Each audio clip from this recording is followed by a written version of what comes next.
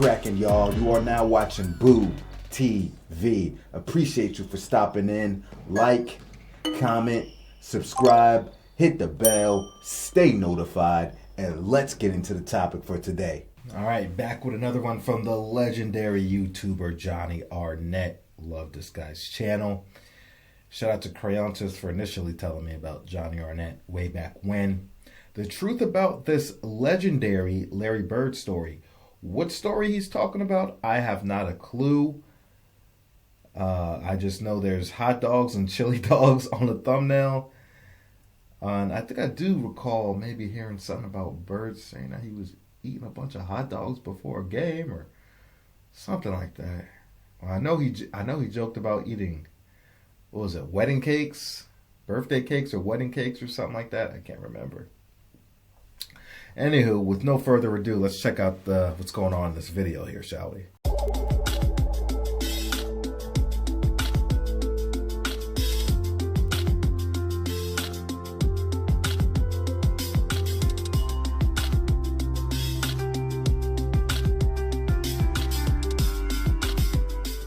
So I'm hoping today's video is the start of a new series, and I gotta be honest, if it is, I believe it will be my most exciting video series to date. In this video and in this potential series, I'm researching some epic basketball stories about some of the greatest players of all time. I'll do my best to research these stories and figure out what specific games they're talking about, and I'll also do my best to inform you guys on the details of the event. Today, I have a story from the legendary Boston Celtic Kevin McHale, as he explains his favorite story about his longtime teammate Larry Bird. Take a listen. I want you to go back. I want you to go deep into time. Okay. You and Larry Bird, teammates for a long time. What's your best Larry Bird story? I think the story that sums up Larry the best was back then when we flew commercial, we didn't fly private. We played in a Tuesday night game in Cleveland. And of course, we got up for the first flight out. We had a game on Wednesday night in New Jersey. Snowstorm hits Cleveland. We're at the airport at 7 in the morning. Flight's canceled at 7. It's canceled at 8. It's canceled at 9. It's canceled at 10. Canceled at 11, 12. We finally leave about 1:30 or 2 in the afternoon. We fly up to New Jersey. Now the storm has kind of moved into Jersey. And the bus driver says, well, I can't get to the hotel and to the arena. I can only go to one place. Well, we had a game that night. We go to the arena. So we get to the arena, and I mean, we're dragging. And we're sitting around the locker room, and, and everybody's kind of, we're tired. And, and all of a sudden, the coach gives a little bit of a speech of, come on, man, guys, we're playing basketball. Let's get ready to go. And Larry stands up, and Larry says, a couple other few choice words, and he says, I don't know about you guys, but I'm going to take it out on their rear ends. So I was like, oh, all right, so let's go. So we go on the floor. Albert King sitting there, and Larry walks up to Albert King and goes, don't take this butt whooping personally. I've been eating hot dogs all day. And then Albert King looks at him like, you've been eating hot dogs all day? What's that got to do with me? And we went out and just hammered him. I mean, we terrorized him. And that was Larry. There was no excuses. I mean, he just played. And I tell you, that was just his competitive nature. But a day when you fly all day and eat hot dogs in the airport, best thing was Albert's look on his face like, what hot dogs got to do with me? So here's the thing. I did the research, and this never took place exactly the way that Kevin McHale described it. This isn't necessarily a surprise, because when older retired players are talking about past memories that took place decades ago, It's understandable that some of the details get lost or embellished over time. Here's what you need to know. During Larry Bird and Kevin McHale's careers as teammates, they never once played in Cleveland and then in New Jersey on back-to-back nights. So some of the details of this story must be incorrect, considering how he name-dropped specifically Albert King of the New Jersey Nets on the second night of the back-to-back, and since that was the player that Bird trash talked to, that is probably the team that is correct in this story. Now, Albert King played for the New Jersey Nets from the 1981 to 82 season through the 1986 to 1987 season. So that is the 6-season stretch that I started researching.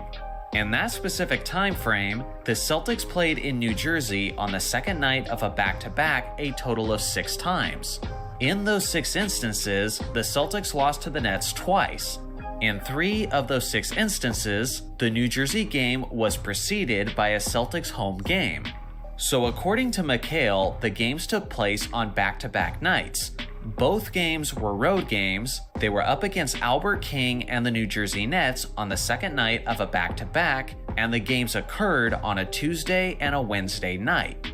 Literally, only one instance in NBA history fits this description. And because of this, I believe I found the games that Kevin McHale was talking about.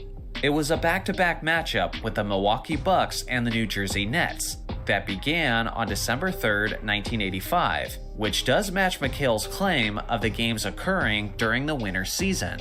The first game was a matchup with a strong Milwaukee Bucks squad, loaded with stars like Sidney Moncrief, Terry Cummings, and Paul Pressey. The Bucks had a solid 15-6 record, while the Celtics were bolstering a league-best 15-2 record.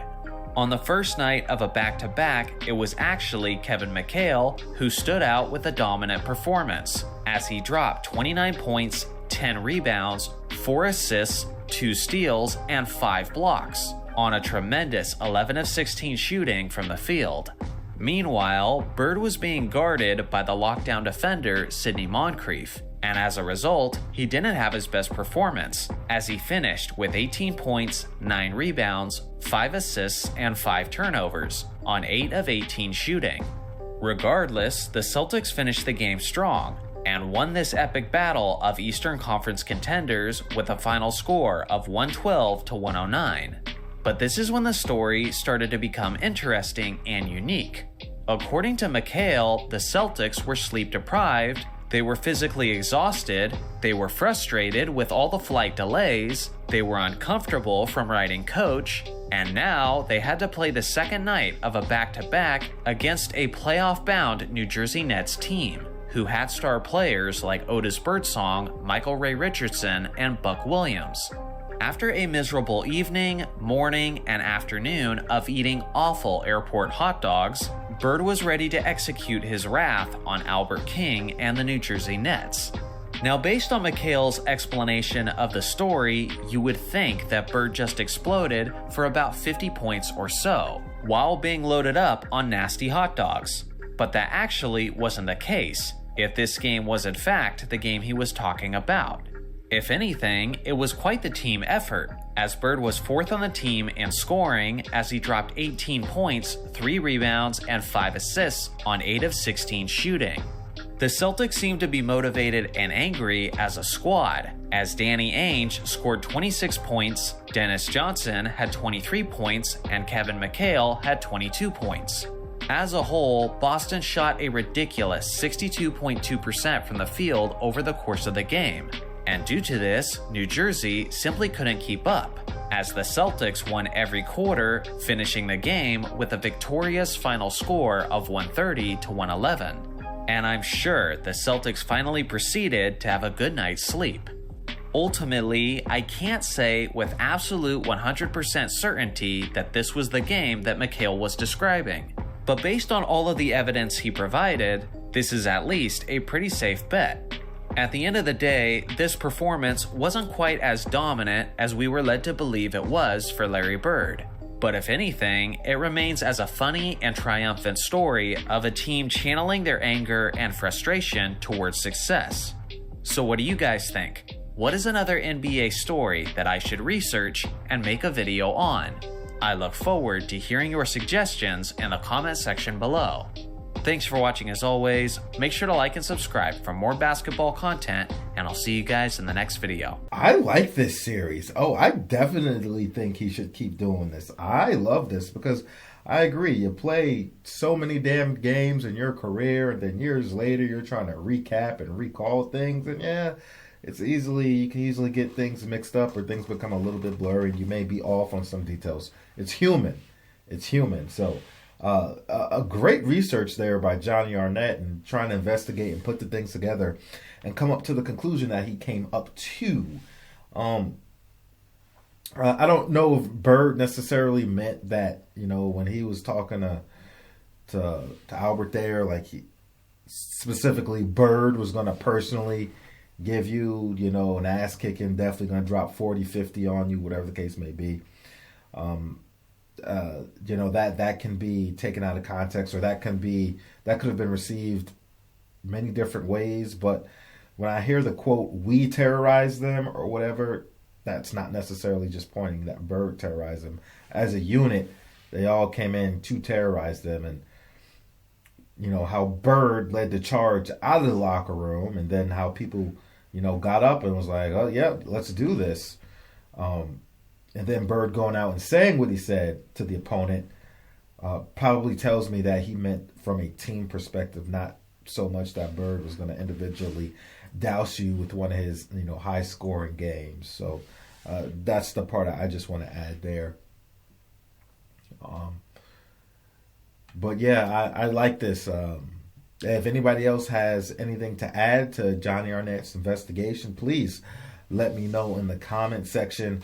I can't imagine playing basketball after eating airport hot dogs for God knows how long.